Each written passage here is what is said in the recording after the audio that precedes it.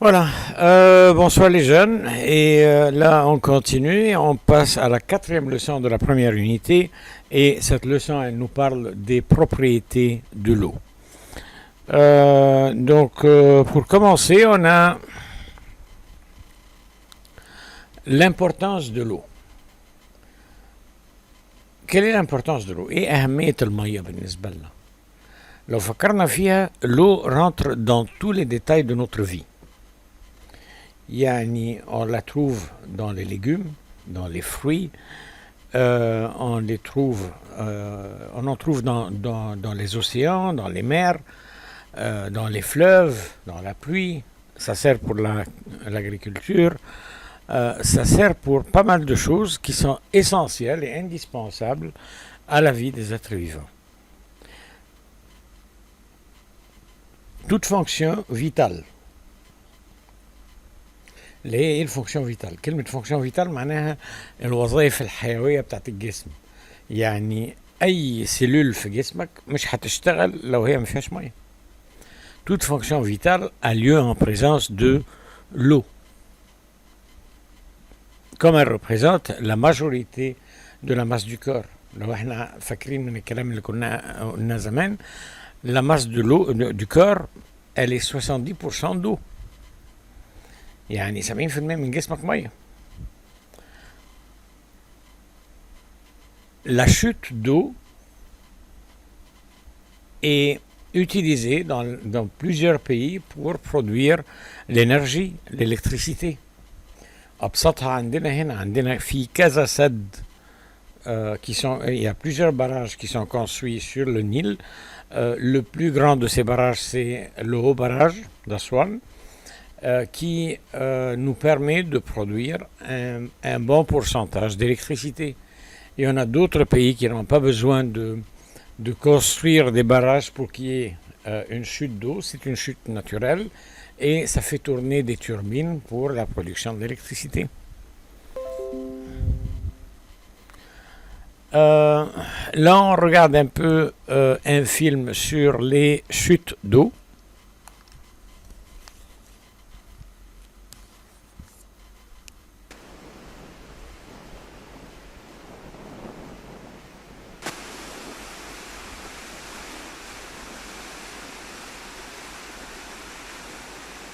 Ça, c'est des chutes naturelles. Ils n'ont pas fait un barrage pour produire une chute.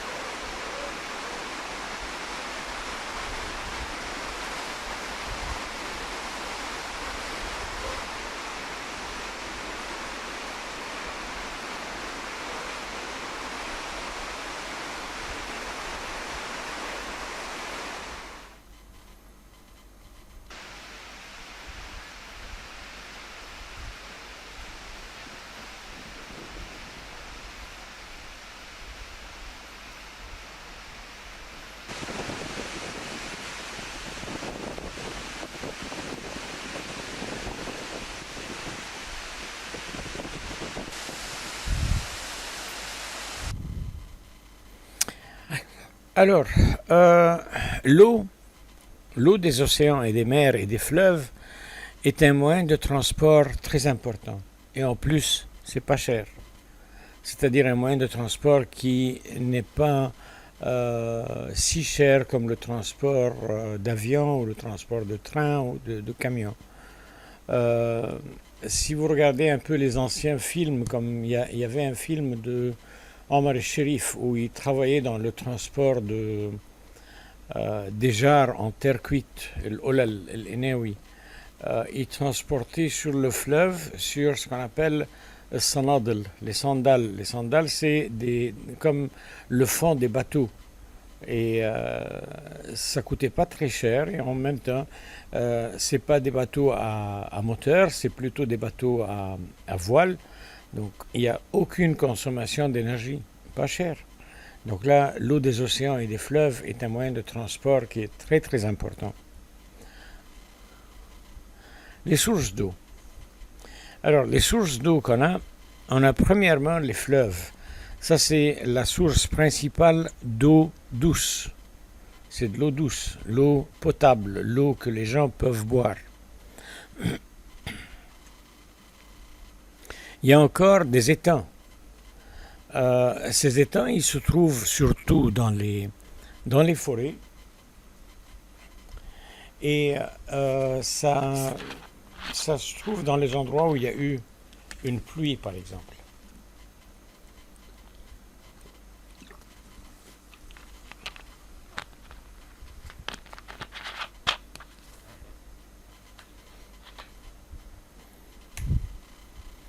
Les mers et les océans.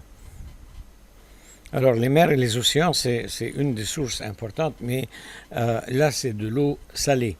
Certains pays, ils n'ont pas de source d'eau douce. Ils sont obligés de dessaliner les mers et les océans, obtenir l'eau douce à partir de l'eau des mers et des océans. Les puits. Il y a des endroits où, dans le désert par exemple, ils sont obligés de creuser un puits pour obtenir l'eau souterraine pour cultiver leurs terres, comme par exemple la région de Wadi Natroun par exemple. Et il y a aussi les régions qui se trouvent, les zones agricoles qui se trouvent sur la route du désert d'Alexandrie. Quand j'étais à votre âge, là il n'y avait pas une herbe qui poussait. C'était bonifié, ils ont travaillé, ils ont creusé les puits pour obtenir l'eau souterraine et cultiver la terre. Et encore, la pluie, c'est une des sources très très importantes dans certains pays pour obtenir l'eau douce pour la culture. Et enfin, les marais. Et les marais, c'est ce qu'on appelle en arabe les mustaqa'at, c'est là où se trouve de l'eau stagnante, on peut dire. Et cette eau stagnante, elle est elle ne sert pas beaucoup, mais il y a des endroits où ils peuvent faire la pêche aussi. La structure de l'eau. La molécule de l'eau est formée par l'union d'un atome d'oxygène avec 2 atomes d'hydrogène à l'aide d'une liaison covalente. Donc là, l'hydrogène partage le seul électron qu'il a avec un électron sur la couche externe de l'oxygène et l'autre hydrogène fait de même. Comme ça, on obtient une liaison covalente.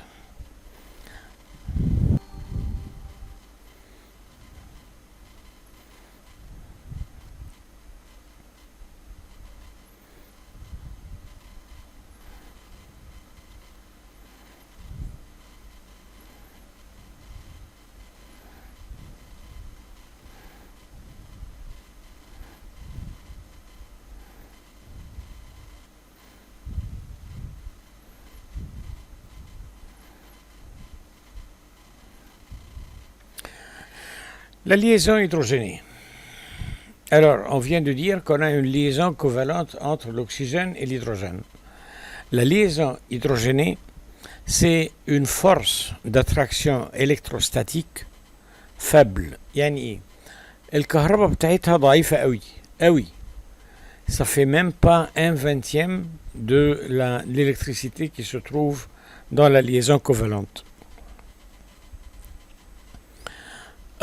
Qui se forme entre les molécules d'eau, un composé polaire, et elle est plus faible que la liaison covalente, est due à la grande électronégativité de l'oxygène.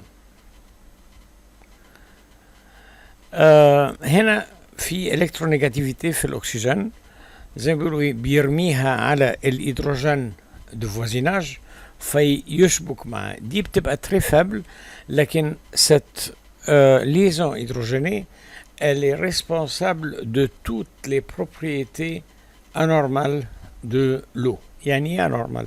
يعني الميه مش زي اي سائل تاني. انت لو مسكت كوبايه ميه وبتدلقها بتلاقي الميه ايه زي اللي ماسكه بعضها، حته منها اللي بتنزل والباقي بيفضل فوق.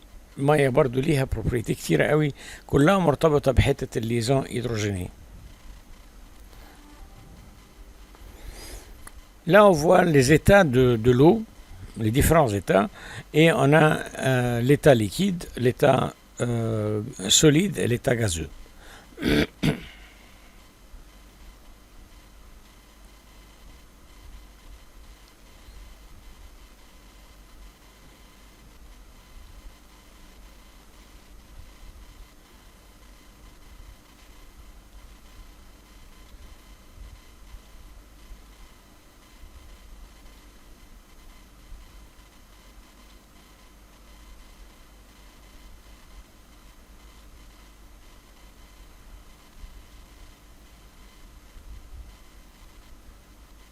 On voit ici quand l'eau s'est solidifiée, donc les molécules se sont bien arrangées, mais il y a toujours des espaces entre les molécules.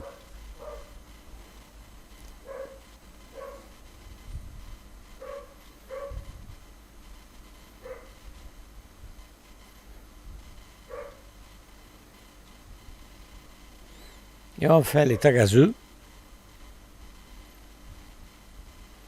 où les molécules sont dispersées, se déplacent très rapidement pour s'unir.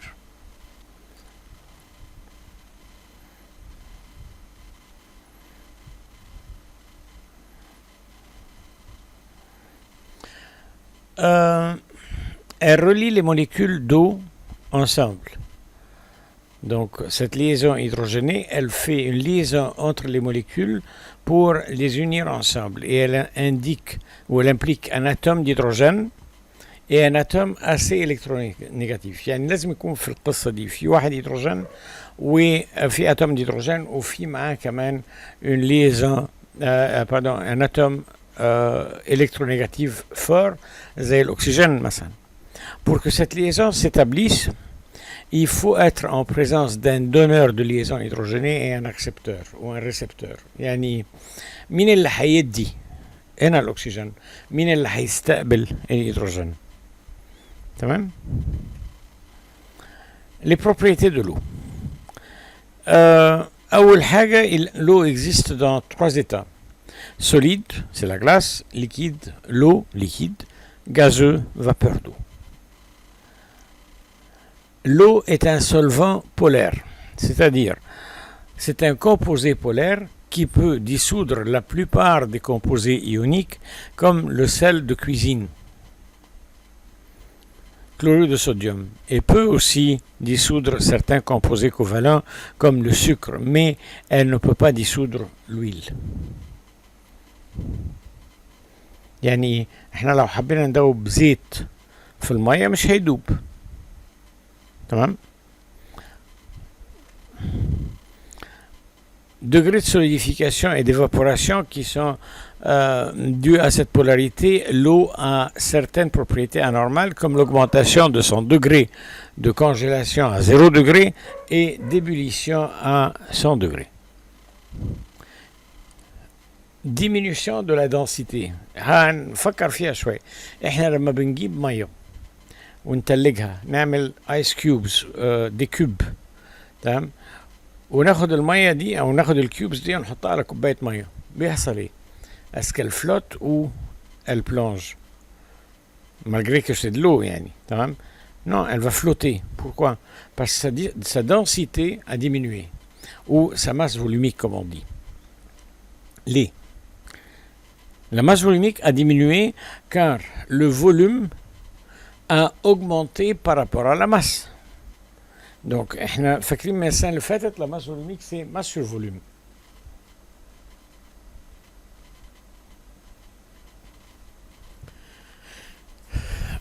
masse sur volume ده هنا la masse sur le volume, ou divisé par le volume. Si le volume augmente, la masse volumique, qu'est-ce qui arrive pour cette masse volumique? Elle va diminuer, هتقل. فالcorps flotte. هو ده اللي بيحصل مع التلج. المية quand elle est congelée à 4 degrés, aussi à température baisse à 4 degrés, ça forme des molécules de glace à grand volume, séparées par des espaces intermoléculaires qui ont une densité moindre que celle de l'eau. الدنسيتي بتاعتهم أقل، عشان كده la glace flotte sur l'eau, ce qui fait flotter la glace. الناس اللي عايشة في البôle Nord, les gens qui vivent dans le pôle Nord, on les voit marcher sur de la glace. Qu'est-ce qu'il y a en dessous de cette glace? C'est de l'eau. Et même on les voit, pour obtenir leur nourriture, ils creusent un trou dans la glace et ils pêchent les poissons en dessous. Comment les poissons vivent? Parce que tout simplement, c'est de la glace qui sépare l'eau en dessous du climat ou de la température externe, la température de l'air. Ce qui fait que ça fait comme un isolant. Ça sépare les deux. تمام؟ فهنا اللي بيحصل يعني التمبérature en dessous elle est gardée elle est moins de 4 degrés. Il se forme une couche de glace qui flotte sur la surface de l'eau pour fournir aux êtres vivants la chance de vivre. Les molécules d'eau se groupent par les liaisons hydrogénées formant des cristaux de glace à grand volume et espace. هنا المية اللي تحتيها كمان la température de l'eau en dessous permet aux poissons de vivre. في عندنا كمان propriété, c'est pas dans votre programme de le savoir, augmentation de la chaleur latente. Il y a encore l'augmentation de la chaleur spécifique, وده اللي بيخلينا نحن نستحمل الحر. Propriété chimique. Les propriétés chimiques. أول حاجة ionisation. L'eau pure est considérée comme une matière à faible ionisation. On ne peut pas la dissocier en ions facilement. À faible ionisation en donnant des nombres égaux des ions OH et H. OH ده اللي هو الهيدروكسيل والH هو الهيدروجين. تمام؟ فاحنا quand on passe un courant électrique à travers de l'eau, ça fait séparer l'eau en deux ions OH et H. ده اسمه électrolyse de l'eau. L'eau a un effet aussi neutre. Yani, si je prends un papier tournesol, soit bleu ou rouge, et je le mets dans l'eau, il ne change pas de couleur. Il est neutre. L'eau, elle est neutre. Car le nombre d'ions hydrogène est égal au nombre d'ions OH. يبقى هنا ما فيش حد منهم اكتر من التاني. احنا قلنا pour dire que cette solution, que ce liquide est acide, il faut que les ions hydrogène soient plus que les autres. فاحنا هنا ما عندناش الكلام ده. احنا H و OH الاثنين équivalents. L'eau pure résiste à la décomposition électrique par électrolyse. Il faut l'acidifier pour pouvoir la décomposer en ces deux éléments. وهنا ده مش ionisation. هنا je la décompose en ces deux. Et pour le faire, on utilise ce qu'on appelle le voltmètre de Hoffman. Le voltmètre de Hoffman هو l'appareil qu'on a en face de nous, et il se compose de deux bras ou deux branches qui sont liées ensemble. Et au milieu, il y a une troisième branche avec un réservoir qu'on va remplir avec de l'eau. Et on va mettre quelques gouttes de l'acide à l'intérieur. L'acide, ici, il accélère le passage du courant électrique à l'intérieur de l'eau. Tani haga, on va passer deux fils électriques à l'intérieur des deux tubes. Un qu'on appelle le cathode et l'autre on l'appelle anode. Anode, c'est pour dire que c'est le pôle positif. Cathode, c'est le pôle négatif. Et on fait passer le courant à travers le circuit qu'on a ici. هيحصل ايه؟ هيحصل انه l'eau va se décomposer en ces deux atomes, hydrogène et oxygène. Et l'hydrogène va se dégager au-dessus de cette partie. Pardon, l'oxygène il va se dégager au-dessus de cette partie. Et il pousse le liquide à l'intérieur. Et pareil aussi pour l'hydrogène. Mais on voit aussi que le volume de l'hydrogène ici est le double du volume de l'oxygène. H2O, chaque molécule se compose de deux atomes d'hydrogène, un atome d'oxygène. 2 لواحد. فمرات كتير قوي يجي في مسألة ويجي يقول لي ايه si j'utilise le voltmètre de Hoffman et je commence à décomposer l'eau et avec le voltmètre et j'obtiens 7 cm3 d'hydrogène. Combien je dois avoir de centimètres cubes d'oxygène؟ يبقى هنا ايه؟ la moitié 3,5. وده اللي بيحصل. فدي بتيجي مسائل مرات كتيرة على الفولتمتر دو هوفمان. La pollution de l'eau. La pollution de l'eau, c'est l'addition de n'importe quelle matière à l'eau. Il faut que cette addition soit continuelle, qui cause un changement aux propriétés de l'eau, affectant la vie et la santé des êtres vivants. يعني أنه la vie des êtres vivants sera affectée. Ils peuvent mourir. Ou le moindre, يعني, ils peuvent tomber malades. L'eau est indispensable à tous les êtres vivants. Par conséquent, sa pollution a des effets dévastateurs sur l'environnement et sur l'homme. Les produits toxiques déversés dans l'eau bouleverse les écosystèmes. Cependant, la pollution de l'eau n'est pas la même partout dans le monde. Les habitants des régions les plus pauvres, très souvent privés d'une eau potable de qualité, sont exposés à de nombreuses maladies véhiculées par les eaux souillées. Les pays les plus touchés par le choléra, par exemple, sont aussi ceux dans lesquels l'eau propre est un bien rare. Les pays qui ne sont quasiment plus affectés par cette maladie disposent au contraire de systèmes d'épuration de l'eau. En revanche, les régions industrialisées souffrent plus de pollution côtière. Les littoraux sont souillés par le pétrole des marées noires et par les déchets industriels et urbains. À cause de la circulation incessante de l'eau, cette pollution ne reste pas circonscrite près de la source. Elle attend. Les polluants de l'eau. Alors, les polluants de l'eau, on commence par des polluants naturels, c'est-à-dire c'est des polluants que l'homme lui-même n'a pas intervenu pour que ça arrive. C'est-à-dire la mort des animaux. On voit qu'il y a une vache, par exemple, qui a coulé dans l'eau et qui peut-être elle a glissé dans l'eau, elle n'a pas réussi à se sauver et l'animal est mort dans l'eau. Donc là, c'est une des raisons. Deuxièmement, éruption des volcans. Si on a un volcan près d'une source d'eau, la lave qui sort des volcans, la lave qui sort des volcans, elle se jette dans l'eau, c'est des matières chimiques, c'est des métaux, c'est des gaz, c'est des rayons aussi, c'est de la pollution de toutes sortes qui arrive à l'eau. Les polluants artificiels, l'homme a intervenu, c'est l'homme qui l'a fait. Donc la pollution de l'eau est aussi subdivisée en 4 genres.